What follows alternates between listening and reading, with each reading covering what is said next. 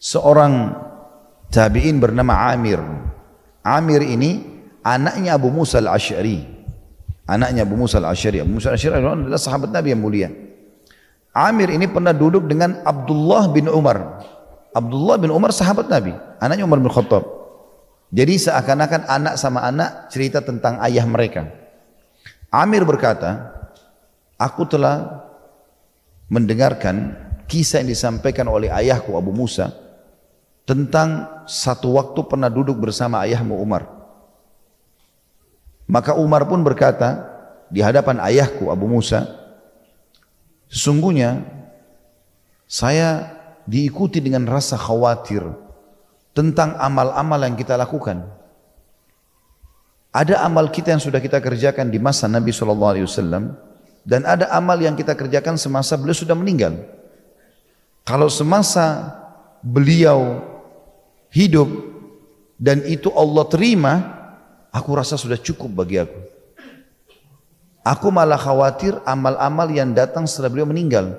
Kalau seandainya Allah menjadikan amal-amal setelah meninggalnya Nabi SAW itu berimbang dengan dosa-dosa yang kita lakukan, maka sudah cukup bagi saya. Kata Abu Musa al-Asy'ari radhiyallahu anhu, wahai Amir Mu'minin, alhamdulillah di masa Nabi SAW kita beramal, dan di masa beliau sudah meninggal kita juga sholat, kita puasa, kita jihad. Banyak orang yang masuk Islam di tangan kita. Lalu terus Abu Musa al-Asy'ari menyebutkan kebaikan-kebaikan yang mereka sudah lakukan gitu. Ya, tersebarnya agama Islam, tersebarnya jihad di sana sini, Al-Quran banyak yang hafal, semua dari tangan para sahabat. Bukan niatnya riya. Abu Musa al-Asy'ari maksudnya ingin menjawab, mengatakan Allah Maha Pemurah, akan terima amal-amal kita. Tapi Umar mengatakan, tetapi aku berharap kalau seandainya amal bersama Nabi SAW diterima, maka sudah cukup. Maksudnya pada masa hidup bersama beliau diterima, sudah cukup bagi aku. Dan amal setelah beliau meninggal yang kita kerjakan, padahal Umar kerjakan setelah Nabi SAW meninggal, belum menjadi penasihatnya Abu Bakar. Maka hampir semua keputusan Abu Bakar juga keputusannya Umar selama 2 tahun. Juga 10 tahun masa kejayaan kerajaan beliau, semuanya dengan keadilan dan kemahamuran, sebagaimana kita akan dengarkan beberapa kisah berhubungan dengan beliau radhiyallahu anhum. Maka semuanya dengan kebaikan, bahkan jihad. Wilayah utara Jazirah Arab takluk di zaman Umar bin Khattab tahun 15 Hijriah negeri Syam, tahun 16 Hijriah Persia, tahun 20 Hijriah wilayah Afrika Utara, Mesir dan seterusnya. Terluaskan, yang paling luas wilayah kaum muslim pada saat itu. Tapi dia masih mengatakan, andai saja semuanya amal-amal yang setelah Nabi SAW meninggal yang kita kerjakan, beliau hidup setelah Nabi SAW meninggal kurang lebih 12 tahun atau sampai 13 tahun. Dan Nabi SAW meninggal di tahun 11 Hijriah, awal 11 Hijriah, beliau meninggal di tahun 23 Hijriah. Kita 12 tahunan gitu. Maka dia mengatakan, andai saja itu diimbangkan saja dengan dosa-dosa kami, dosa-dosa aku, maka sudah cukup bagi aku. Kata Amir, ya, pada saat itu dia bilang kepada Abdullah bin Umar, ketahuilah ayahmu lebih baik dan bertakwa kepada Allah daripada ayahku. Apa pesannya? Maksudnya orang mukmin tidak boleh puas dengan amal yang dia kerjakan. Kamu pergi haji enggak tahun ini? Enggak, saya sudah pergi haji 3 kali kok. Itu 3 kali sudah diterima belum? Kenapa harus dibanggakan? Kalau ada kesempatan haji sampai 10 kali, 100 kali, kenapa enggak dikerjakan? Kita tidak pernah tahu amal mana yang Allah sudah terima. Gitu kan? Kamu Jumatan enggak? Saya dulu pernah Jumatan. Dulu. Gitu kan? Kamu sholat malam enggak? Dulu saya pernah sholat malam. Tapi sekarang sudah sebulan saya enggak sholat malam. Subhanallah. Kata Nabi SAW dalam hadis yang sahih, janganlah seseorang di antara kalian berkata, dulu saya pernah sholat malam. Itu dulu. Sekarang, selama kau masih hidup bagaimana? Orang mukmin tidak pernah merasa puas dengan amalnya. Sibuk terus bagaimana dia menambah kualitasnya dan kuantitasnya. Kalau hari ini kita cuma sholat duha 2 rakaat, maka besok kita akan berusaha meningkatkan kualitasnya karena merasa khawatir jangan sampai kurang nih. Jangan sampai nanti pas masuk surga, ada derajat yang kita bisa raih sebenarnya dengan sholat duha 4 rakaat, tapi karena kita tidak mau kerjakan, hanya alasan malas, cukupkan dengan ini misalnya, maka kita tidak raih. Jadikan sebagai motivator supaya kita mau pindah ke 4 rakaat, pindah ke 8 rakaat, pindah ke 12 rakaat. Setelah maksimal pun 12 rakaat duhanya, bagaimana dia merasa selalu kayaknya saya selama ini cuma baca surah-surah di juz 30. Sekarang di sholat duha saya coba membaca 12 rakaat itu 1 juz misalnya. Jadi bukan cuma hanya sholat malam yang dikejar, tapi sholat-sholat yang lainnya. Terus saja dia menarik itu ke semua ibadahnya, sehingga secara kualitas selalu naik. Selalu naik. Teman-teman kalau menjaga poin apa yang kita sampaikan di pembukaan kita ini, nanti kita akan sangat pekah. Bukan hanya pekah mengerjakan amal soleh, kita pekah jangan sampai terjerumus dalam kesalahan. Disebutkan dalam kisah, Umar bin Khattab pernah, atau sering, bukan cuma pernah, kalau sudah terkumpul harta di Baitul Mal, banyak harta terkumpul di Baitul Mal, maka beliau radhiyallahu anhu menyuruh langsung segera, tidak pakai ditunda, bersihkan Baitul Mal, bagikan kepada hak muslimin. Langsung, enggak pakai numpuk-numpuk harta pemerintahan, langsung dibagikan. Semua haknya orang dikasih. Umar bin Khattab tidak mau tidur kecuali sudah memberikan semua haknya. Ada satu penjaga Baitul Mal ditugaskan namanya Mu'aykib rahimahullah, seorang tabi'in yang masyhur.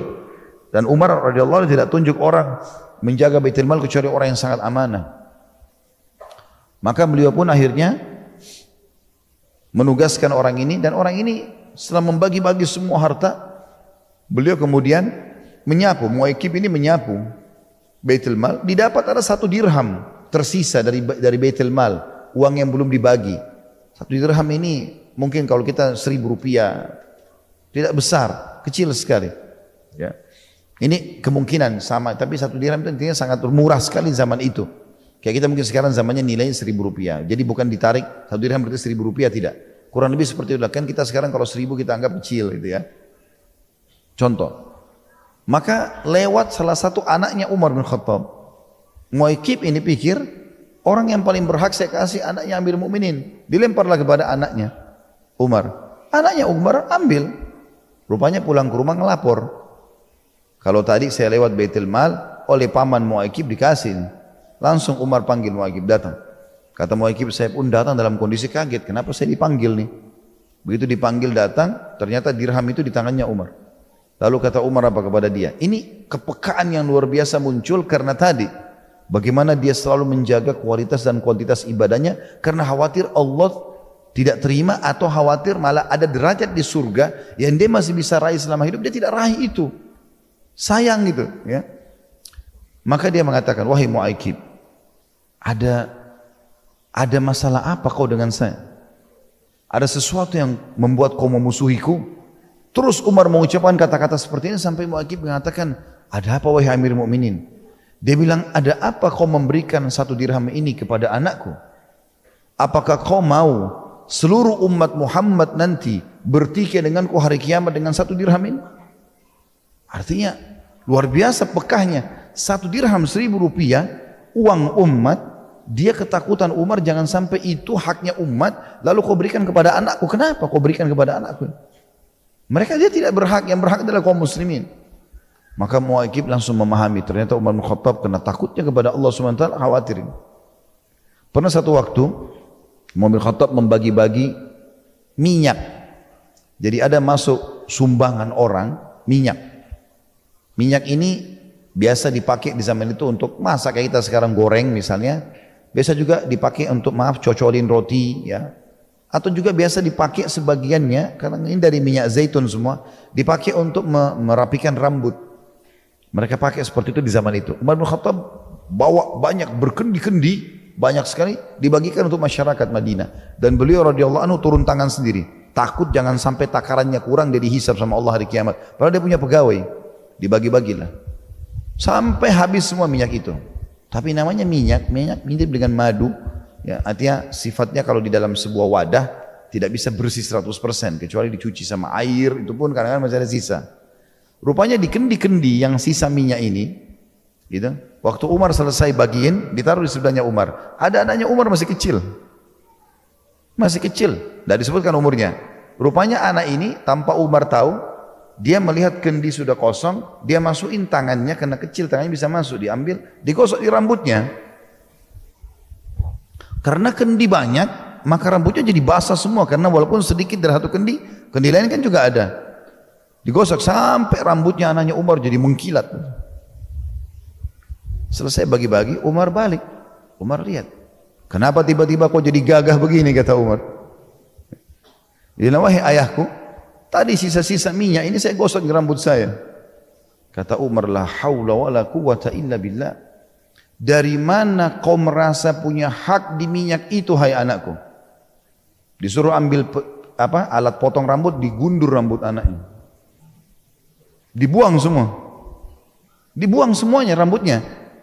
Agar tidak ada hisab hari kiamat. Ini dianggap syubhat, berbahaya. Kepekaan ini teman-teman muncul karena tadi itu. Bermula dari tolok ukur itu. Kita merasa amal yang kita kerjakan kurang. Tapi antara kita sama Allah SWT. Dari satu sisi itu kerasa takutnya. Sisi yang lain kita penuh keyakinan. Dengan harapan. Agar Allah memberikan pahala sempurna. Jadi berada di antara keduanya. Dan itulah yang dikatakan tadi. Ini seperti ijma' di kalangan sahabat. Bahkan mereka khawatir jangan sampai masuk dalam sifat kemunafikan. Umar bin Khattab sering datangi Hudzaifah radhiyallahu anhu yang dikenal dengan sahibus sir. An-Nabi SAW, orang yang atau diberikan rahasia Nabi. Jadi hanya Hudzaifah yang tahu siapa orang munafik di Madinah. Selalu saja Nabi kalau ada orang munafik, Nabi sampaikan ke dia. Dia saja yang tahu, yang lain tidak tahu. Dan Nabi bilang jangan sampaikan orang-orang. Itu Umar sering ketemu, kalau ketemu setiap ketemu, hai Hudzaifah, apakah Nabi sebut nama saya termasuk orang munafik? Umar kira dirinya munafik, takut. Bayangkan. Ini teman-teman kalau kita tarik zaman sekarang, Allahu a'lam bagaimana keadaan kita. Kadang-kadang subhanallah orang baru mungkin berapa bulan sadar, baru masuk majelis ilmu, sudah luar biasa dia rasa dirinya sudah ahli ibadah, sudah bagaimana ibadahnya. Bahkan sudah mulai menganggap remeh orang lain, sudah mulai dasar lebih pintar dari orang lain. La haula wa la quwata illa billah. Bagaimana bisa ini teman-teman sekalian? Akhirnya berbangga-bangga dengan amal solehnya. Saya pernah begini. Bukan riya sih, tapi apa? Hah? Apa tapi ini maksudnya apa gitu? Ya. Itu contohnya.